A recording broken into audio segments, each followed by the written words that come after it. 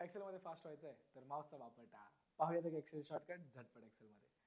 मंडळी, आपण चुका नेहमी करत असतो. माणूस म्हणून आपण चुका करतोच आणि करतच राहणार. त्याच चुका आपण एक्सेलमध्ये सुद्धा करतो. पण एक्सेलमध्ये त्या चुका सुधारवण्यासाठी एक शॉर्टकट आहे. तोच शॉर्टकट आपण आज बघणार आहोत, जो असणार आहे अंडू. आणि ती चूक जी केलेली असते, ती आपल्याला कधी-कधी वाटते, नाही ही जी चूक होती ती बरोबरच होती. आणि ती चूक परत करण्यासाठी आपल्याकडे ऑप्शन असणार आहे रिडूचा.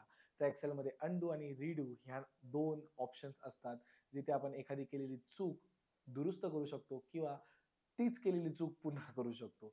त्यासाठीचा शॉर्टकट असणार आहे कंट्रोल झेड आणि कंट्रोल वाय. जसं तुम्ही बघू शकाल, की आता इथे सेल G201 वरती जर मी कंट्रोल बी प्रेस केला, तर माझा सेल बोल्ड झाला. पण मला ते बोल्ड नव्हतं करायचं. तर मी कंट्रोल बी टाइप करू शकतो. पण कंट्रोल बी प्रेस न करता मी कंट्रोल झेड जर प्रेस केला, तर जे मी बोल्डमध्ये केलेलं म्हणजेच काय, की मी एखादी ॲक्शन घेतली.